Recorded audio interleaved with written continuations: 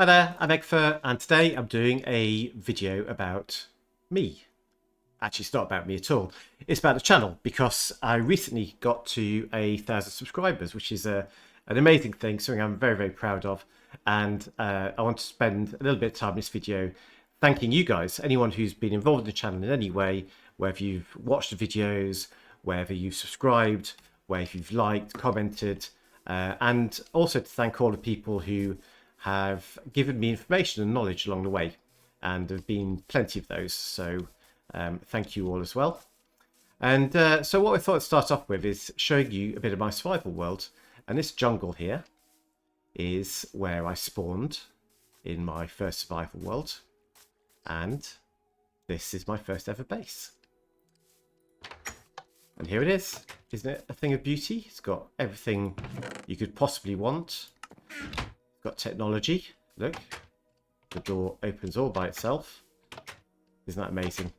And I guess it's probably like most people's first bases, right? Not very great. But of course, anyone who watches my channel knows I'm quite a technical player. I'm quite into my automation, my redstone, my farms, and of course, I went on and built another base. And we're going to go over here because it's not that far away. It's only about 300 blocks along this way. And I'm going to try not to die along the way. But I am a terrible survival player, so the chances are that I'll either get lost or die or something. But anyway, further along here, we have my main base. And so I want to talk really about how I started as well. And, you know, I bought the game in December. There we go. Absolutely awful survival player. I bought the game in December 2019. Hello, Panda. And it was a present for my son's birthday, actually. And I started playing, and I thought, actually, this is really cool. There's lots of really great things you can do with Minecraft. And now I play it more than he does. You know, then the lockdown came along with all the COVID stuff in April 2020, I guess. And that's when I decided to start a YouTube channel. Because I thought, well, it'll give me something to do whilst I'm stuck in the house. And it was quite interesting. I thought, actually, there's probably a lot to still be said about Bedrock Edition, because, you know, like a lot of people, when I started, I watched a lot of Java YouTubers, and you know, some really amazing guys out there who I've learned a lot from. But you know, some of these things didn't translate very well into Bedrock. But Bedrock has got some great mechanics, and even though you can't necessarily just copy what happens in Java, there are many things you can do. And one of the things I realized is that because people tended to look at Java, this is my base, by the way, look at Java and try to emulate what those big YouTubers did, often they missed out on Bedrock specific mechanics and didn't get the best out of the game. So, you know, hopefully on the channel I've tried to change that a little bit. So here's my mega base. I've got a, look, there we go, a super smelter. And it's, yeah, there's not a lot of technology. I mean, I've been to the Nether, I've never been to the end in survival, ever. Yeah, so that's my survival base. The most technical thing in here is probably this, which is a chicken farm. And I've improved this a lot since I first built it. When I first built it, the redstone came out to about here, and about here, and here, and it was a horrible monstrosity of a thing. But as always, I've tried to design stuff myself, and you know, that's where I started. I've improved it. It could be improved even more now because we've got target blocks and stuff, which help make this a little bit neater. But yeah, so that was it. That's my base. Other than that, I've got manual farms everywhere, including the rather epic bamboo farm over there. Look at that. So yeah, anyway, I think that's enough of my survival world. That's pretty much all there is to see. I've got a zombie spawner as well down under there somewhere, which is kind of semi-automated as well, which is cool. But yeah, let's go and have a look at some of the things that we've done on the channel over the last couple of years. Okay, so let's dive straight in. Right, so this is my redstone world, and this is the site of my first ever video, which was in April 2020. and it was all about downwards redstone transmission, and it's a bit cringe now looking back. It had some kind of interesting stuff in it, but you know, it's not exactly going to change the world. But one thing I did like, although it was basically a copy of something that Ray's work had shown, was this system here using the light sensors, the daylight sensors, and you could use those to remotely do downwards redstone transmission, and that's pretty cool. And I've upgraded this since then with my select panel. But yeah, you know, that was kind of quite a nice piece, and it's probably what drove me to do the video, because I had never seen it in Bedrock, only in Java, but it works perfectly fine in Bedrock as well. And then obviously my redstone world was a bit empty at that time, but has grown a little bit since then. Most of this stuff scattered around are probably don't work, but some of them do, some of them are quite cool. So for me, one of the big drivers when I first started playing Minecraft, and I was playing more survival than I do now, was bone meal, because I realised that bone meal was really important to make things grow quickly, and that, you know, if you wait for crops to grow or bamboo, or especially sugarcane, it does take an absolute age for that to grow without bone meal. And I got fixated on this idea that if I could use bone meal to make something and then bone meal that and get a profit, that would be great. But this didn't exist, right? It's impossible to do on Java. It was impossible to do at the time, and no such farm existed. But I realised that you can get a profit, a bone meal profit, out of one tall flowers. And so I spent quite a long time trying to make a farm out of this, and I succeeded. And this is the farm that I made. Now, interestingly, it was never very popular. I suspect probably because people didn't know who I was, and because people were looking to Java and Java videos to understand what was out there and what they could create, and so no one really even looked for it. But this farm produced 2,500 bone meal profit an hour, which is pretty good actually, and it broke in towards the end of 1.14 because we changed to how pistons interact, or pistons and blocks interact with items, which stopped the collection system. You can still make one, but they're less efficient now, as far as I know, unless someone comes up with a new way of doing it. But that was very quickly superseded by the fact that, again, a Bedrock exclusive, you could make a bone meal profit from Crimson Nylium. And so I moved on and made a farm from that. And I think, again, I was the first person to not only create a mixed bone meal farm using the one tall flowers, but I was the first to do that with Crimson Nylium as well. And what's really interesting is that this farm was the best bone meal farm in Minecraft until about 2 weeks before they broke it, because a guy called C0G01 came up with a new version of my farm, which was a little bit faster, but a lot less laggy. It's a really amazing thing. But unfortunately for him, about 2 weeks later, a new release came out, which I guess in the name of, quotes, parity, they broke the fact that you could get bone meal profit from Crimson Nylium, and you can't do that anymore.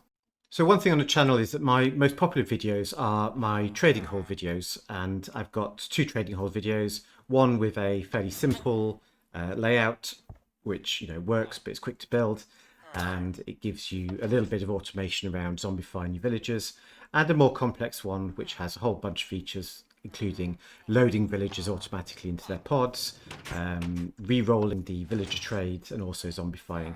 So that's pretty cool. I'm really proud of those. I think they've done really well, partly because they're on the wiki as well.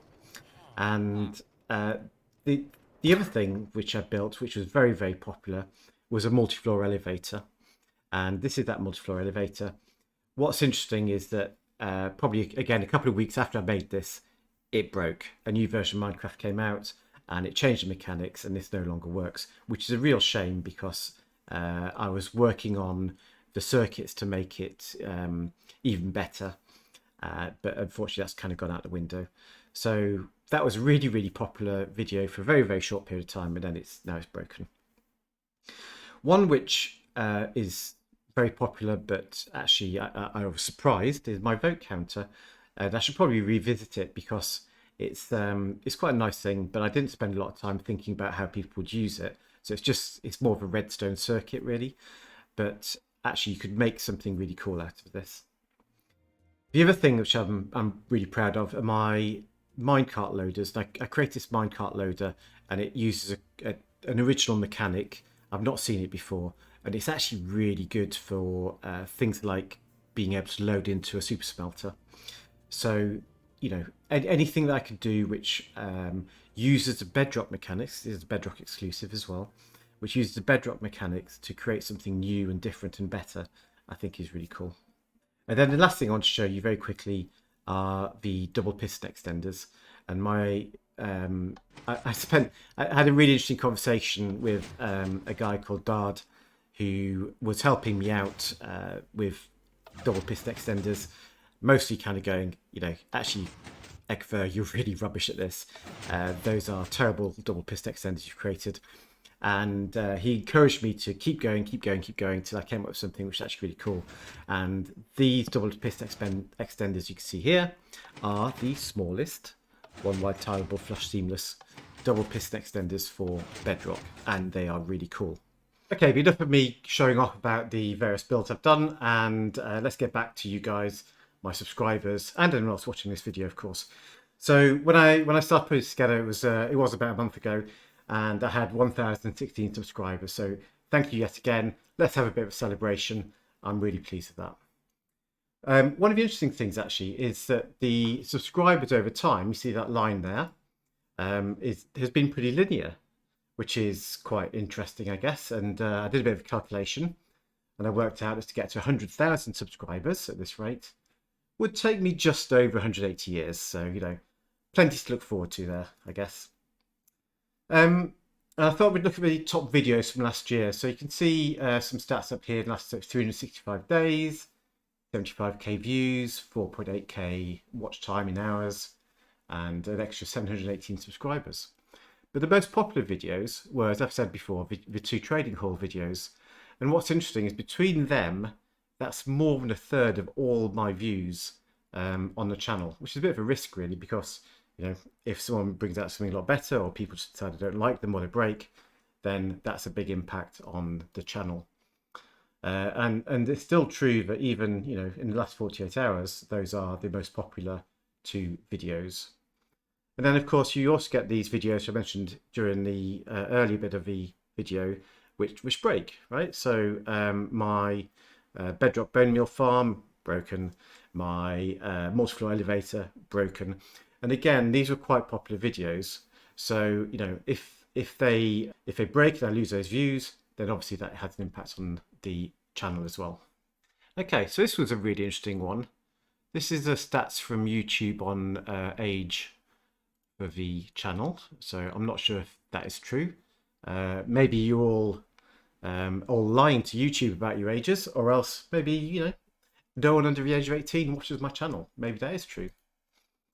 From a gender perspective, we've got about 7.6% views from females. 11.1% of that is the amount of time they watch my videos, and the watch time now is about 6.9%. So actually, women tend to not like my videos as much as men, or maybe they don't watch videos as much as men. But I thought that's quite interesting as well. And then this is maybe not surprising at all. Most of my views from the US, about 44% of watch time, 39% of views come from the US. So what about the latest videos? Well, you know, actually, given I've got 1,000 subscribers, I always find this interesting. So 274 views on my video. So that shows that not all my subscribers are watching. And even with some of the more popular videos, like my fast moss-based bone meal farm, which is a recent, the next after the Nylian farms broke, moss-based bone meal farms, and this is the second fastest on Bedrock, I think. It is very good. It's got a build tutorial. I think the fastest one doesn't have a build tutorial yet, anyway. But yeah, even that one has only got 1,800 views after being out for quite a long time. So what about monetization? So this is the thing, you know, everyone knows you get to 1,000 subscribers, you might be able to monetize. Well, actually, yes, look, I've got, you know, everything I need to do that. So I could turn it on. And my attitude to this was always, well, you know what, it's probably not worth it. And it's annoying to people to do that. But YouTube have changed their policy now. So they will monetize videos even if the creator's not getting anything out of it, or even before they get 1,000 subscribers. So now I'm thinking, well, actually, maybe YouTube, I'll take your money. And there are a few sites out there. Social Blade is one of them. This is a clip from Social Blade, which will give you a ranking and it'll give you an estimate of how much money you'll make. So if you think I'm going to get rich off this, think again. It reckons I can make between £14 and £227 a year. So yeah, that, I'm not going to sniff at it. If I get, a little bit of extra pocket money, that'd be nice. And I thought it'd be interesting to compare that to Silent Whisperer, because he is probably the biggest technical YouTuber in Bedrock. He has a lot more subscribers than me, a lot more views than me. But, his estimated yearly earnings, according to Social Blade anyway, are between 4.5k and 72k. I really hope for Silent that he's on the top end of that. But yeah, so that's it really. It's a long way for a channel to go. But I thought you might want to see a few of the stats and understand a bit about what I see as a YouTube creator. Okay, so if you made it this far, I want to say thank you very much again. And I think the only thing to talk about now is what's next for the channel. And I guess, I've got loads of ideas still. And it's, it ranges from things like computing in Minecraft, which I've started a computer in Minecraft. It's kind of different to anyone else's. And it's probably going to take me months and months to really make progress on that. But I thought it'd be quite an interesting thing to show. I'm also got lots of gadgets and various farm ideas that I want to show off as well. But one thing I was thinking about was doing a sort of, from basics redstone tutorial, which kind of builds up from the, the very easiest stuff, which maybe people, are a bit scared about getting into redstone can find as a good entry point, up to the more complex things. So I'd be really interested in hearing your views in the comments of whether you think that's a good idea.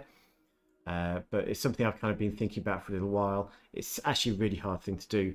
It's a bit time consuming, but I would love to do it. And I think there's a gap, especially in the Bedrock market, for a proper good redstone tutorial series. So if you'd like to see that, let me know. And that'll probably push me along to start working on doing that. All right. But for now, I want to say thank you very much again, and I will see you next time. Bye-bye.